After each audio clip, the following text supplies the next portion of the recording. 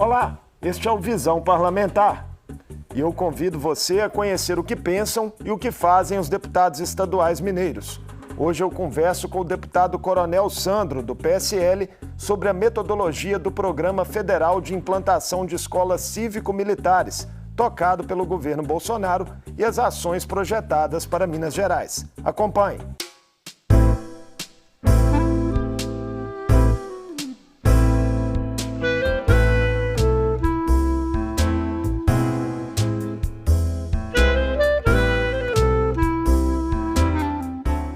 Gestores e profissionais com experiência no modelo educacional cívico-militar vieram à Assembleia de Minas apresentar e debater o Programa Federal de Ampliação das Escolas que adotam esta metodologia.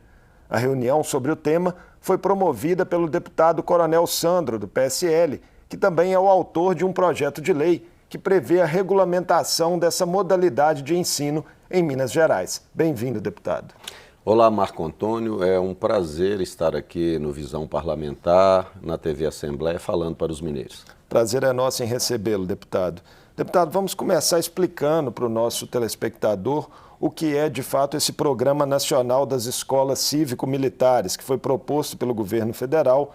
É uma iniciativa que já entrou em curso no ano passado em alguns estados da federação e que tem um cronograma de implantação até 2022. Em que medida o senhor acredita que esse programa possa contribuir para solucionar problemas da educação pública?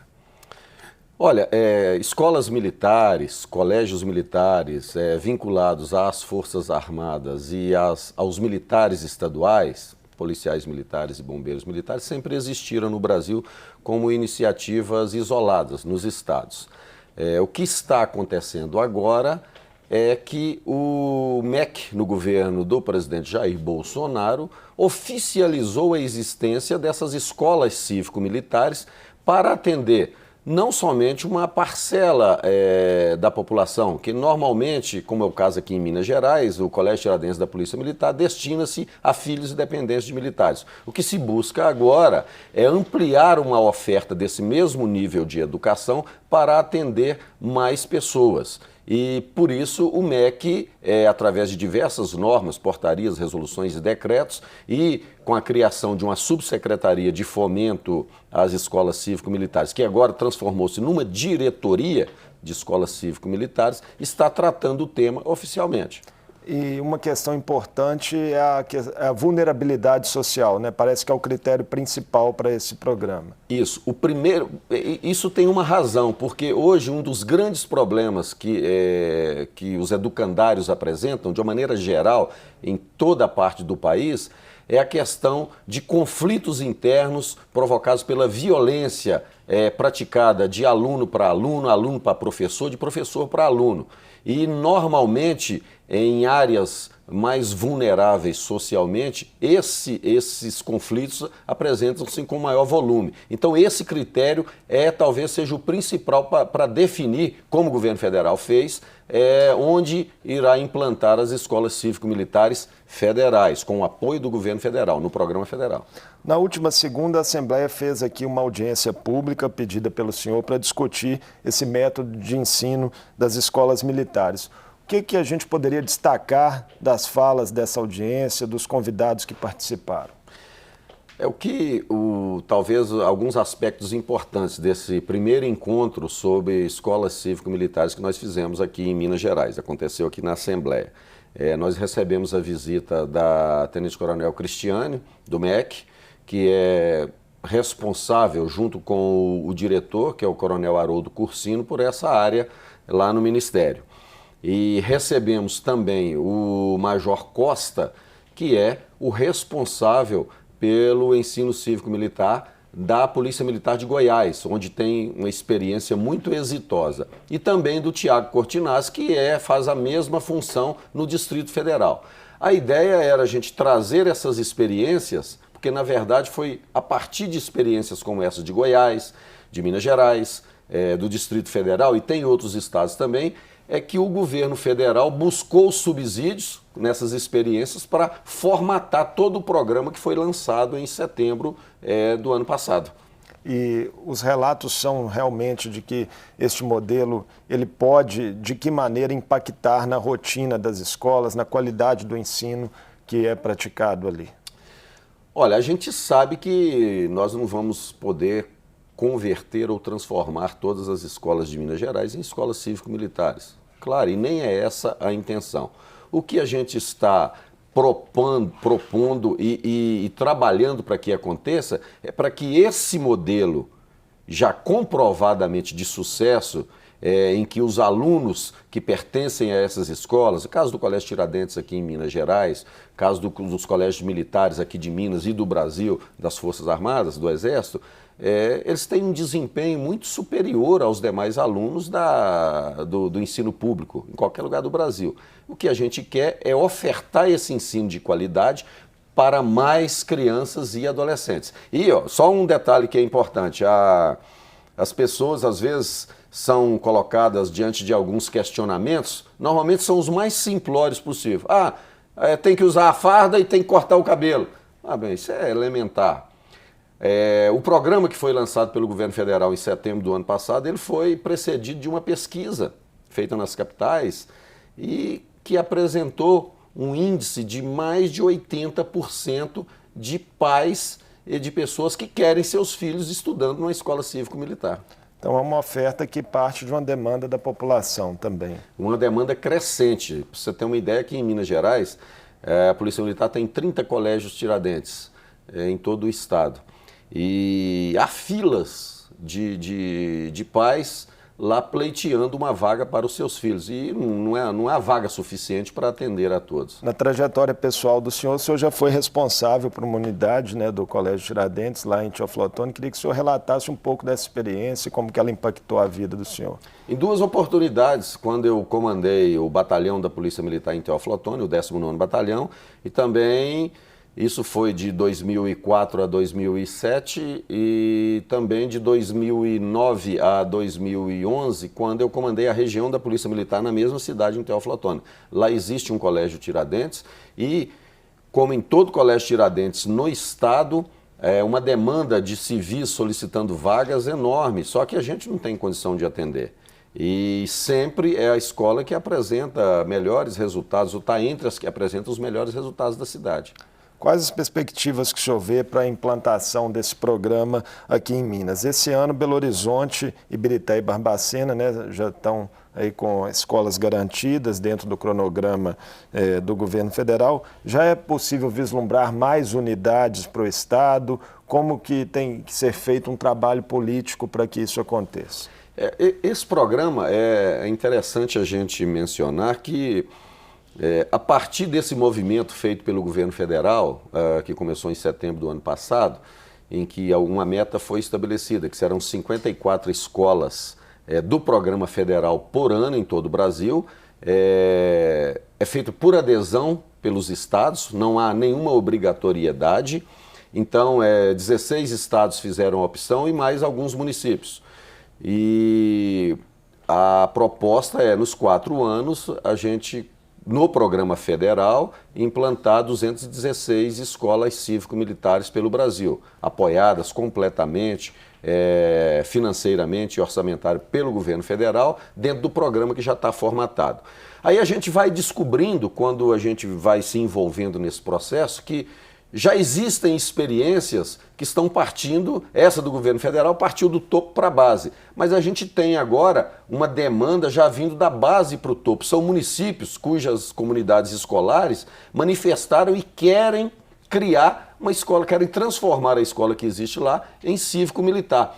Então, com isso, o governo federal está desenvolvendo também e está caminhando para desenvolver um programa para fomentar essa iniciativa que vem das bases. De repente poderia ser uma parceria com as prefeituras, Sim, então? Exatamente. E nos estados, como é o caso aqui em Minas Gerais, o que a gente está propondo?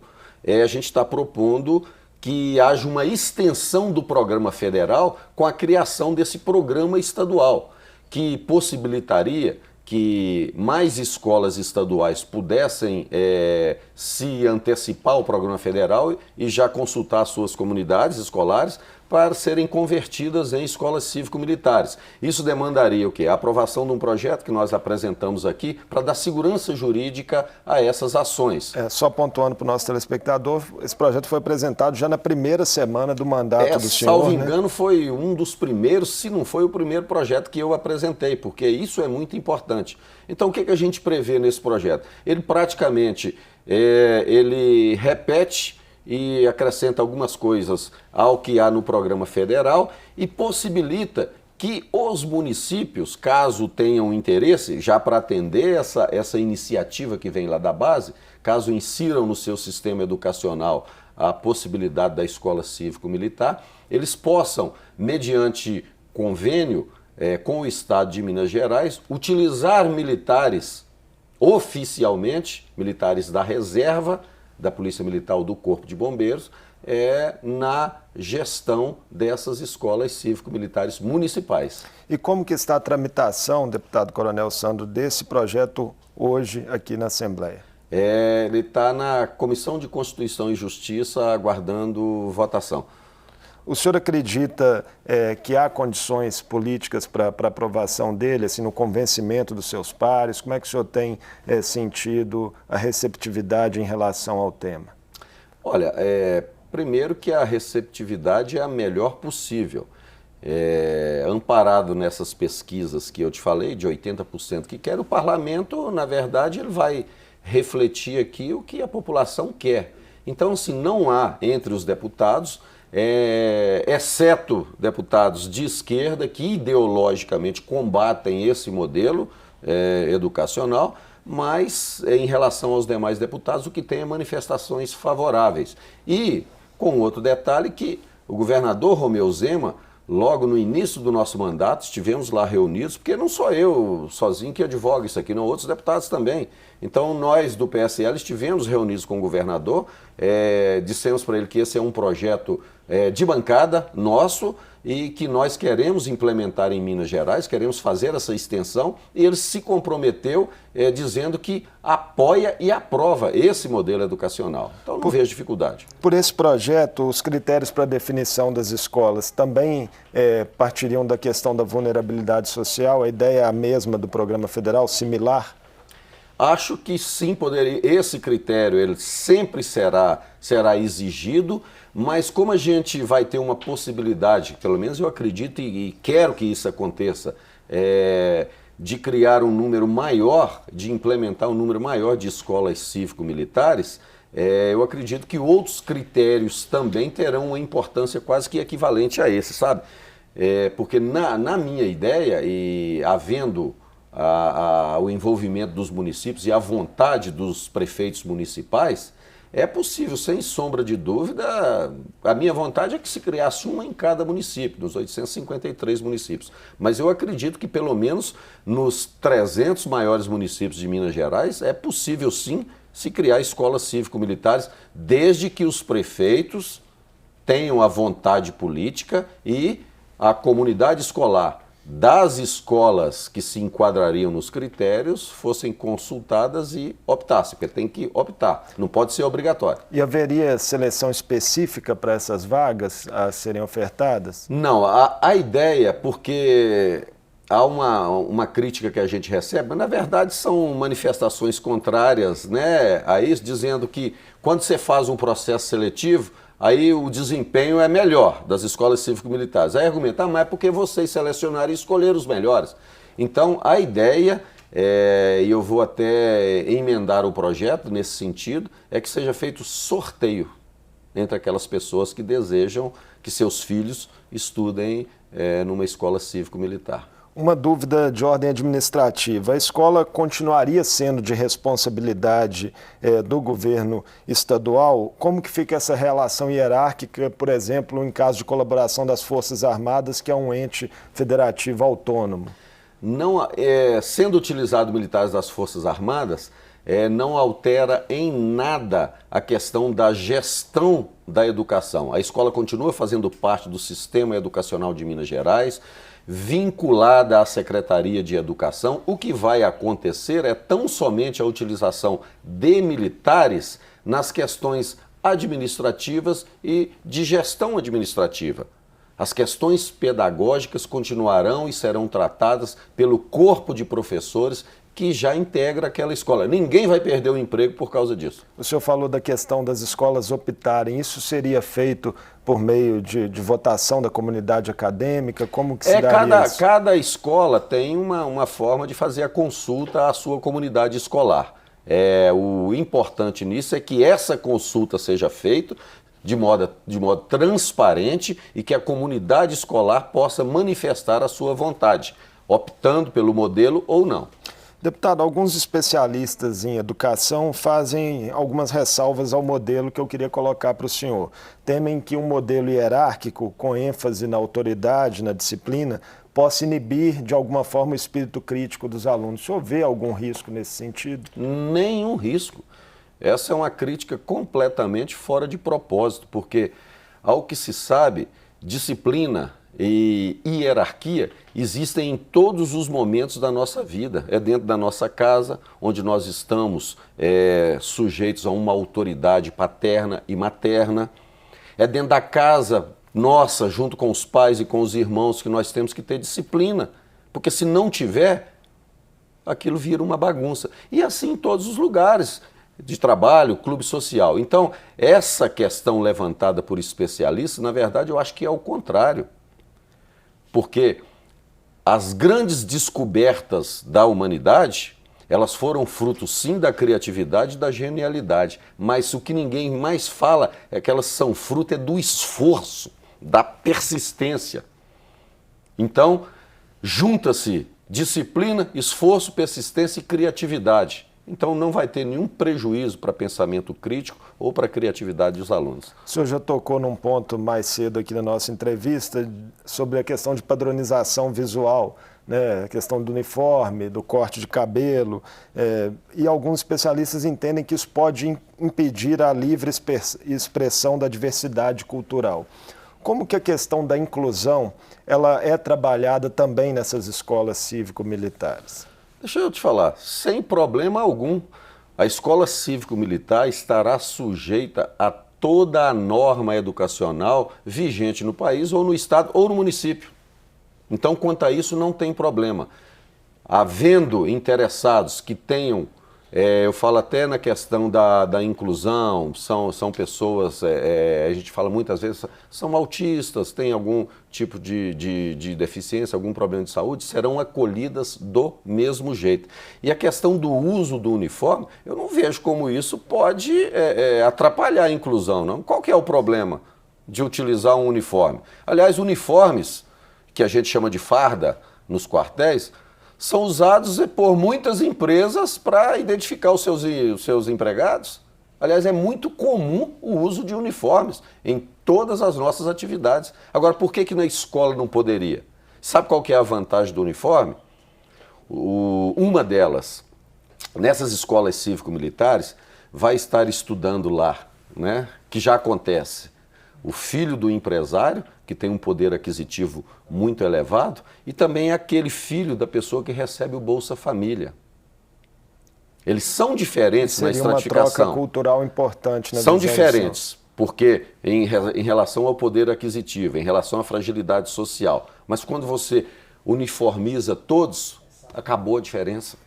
Então lá eles serão tratados como iguais. Essa é uma das vantagens que se tem de utilizar o uniforme. Outra vantagem é quê? Por que você usa o uniforme? Porque senão todo dia você vai estar com uma roupa diferente no ambiente, talvez você não tenha condição de fazer aquisição de novas roupas. E, estando deslocando na rua, você estando com o uniforme, você é identificado. Se a escola é de referência, falou, aquele lá é o aluno do Colégio Tiradentes, de Minas Gerais. Essa coisa do corte de cabelo, como é que você vê? O corte de cabelo, nós encaramos, além da questão de padronização, às vezes é uma questão de visual, porque questão, às vezes, até de higiene, fica mais fácil fazer higiene nos cabelos, então tem uma série de razões.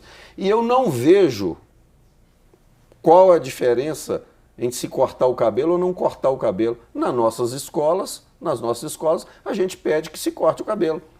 O senhor é militar da reserva, deputado Coronel Sandro, mas já teve também experiência, como a gente citou aqui, em cargos em instituições educacionais e integra hoje a Comissão de Educação, Ciência e Tecnologia aqui da Assembleia como membro titular. Queria saber do senhor quais as outras prioridades, além dessa ampliação das escolas cívico-militares, que o senhor pretende tratar no âmbito do colegiado ao longo desse ano de 2020. Esse ano eu vou priorizar a minha atuação na Comissão de Educação, Ciência e Tecnologia relacionada à questão da alfabetização. As nossas crianças não estão sendo alfabetizadas adequadamente. Os métodos utilizados, que são analíticos, todos e alguns mistos, mas não estão atendendo ao objetivo. Nós estamos promovendo, crianças no ensino, dando sequência às séries e sem que elas saibam ler, fazer uma operação matemática elementar. E o IDEB em Minas Gerais baixo, na maioria dos municípios, e em toda a avaliação que se faz dos estudantes brasileiros a gente passa vergonha. Um deles que a gente tem é o Programa de Avaliação de Estudantes da OCDE, o PISA. A gente passa vergonha, a gente fica entre os últimos países, entre 70 ou 60 avaliados. Então é o seguinte, a gente precisa urgentemente, isso é no Brasil, não é só em Minas Gerais não, mas eu vou falar de Minas Gerais, que eu sou mineiro e defendo aqui a população mineira. Nós precisamos urgentemente aperfeiçoar e melhorar a alfabetização das nossas crianças. Já há um Plano Nacional de Alfabetização, expedido pelo Ministério da Educação, o MEC, o secretário de alfabetização, que é o Carlos Nadalim, ele tem trabalhado nisso já há algum tempo, só que a gente precisa que haja adesão dos municípios e das escolas. E a gente tem uma dificuldade nisso, porque todas as vezes em que se vai discutir lá na Comissão de Educação sobre desempenho escolar, isso não acontece, lamentavelmente. Mas o senhor vai continuar provocando a discussão. Vou bater nessa tecla porque nós temos que discutir lá o desempenho. Se o desempenho, o resultado que os nossos alunos estão apresentando é um resultado medíocre, tem alguma coisa que está errada e nós temos que intervir. E se o desempenho do estudante é medíocre, o desempenho do professor dele é medíocre também, porque o professor é o responsável por esse desempenho. Ou ele não está sabendo transmitir, fazer com que o aluno se desenvolva e apresente resultados, ou tem outras razões aí que nós precisamos descobrir. Então, eu vou focar esse ano para trazer o máximo de possível de escolas, priorizando a alfabetização e, se possível, priorizando métodos de alfabetização sintéticos, que, na minha avaliação, pode até conjugar com outros, mas na minha avaliação eles produzem resultados melhor do que outros que nós temos por aí. Deputado Coronel Sandro, muito obrigado por participar conosco aqui do Visão Parlamentar. Eu que agradeço, é sempre um prazer estar aqui. Quando tiver assuntos mais relevantes como esse, eu terei imenso prazer em voltar aqui no Visão Parlamentar. Obrigado mais uma vez. Eu conversei com o deputado Coronel Sandro, do PSL, falamos sobre o Programa Federal de Implantação de Escolas Cívico-Militares e um projeto de lei apresentado pelo deputado para replicar essa iniciativa aqui em Minas Gerais. Obrigado também a você pela companhia. Esta e outras entrevistas estão disponíveis online no portal da Assembleia. E confira aqui na tela os horários de exibição na TV Assembleia. Até a próxima!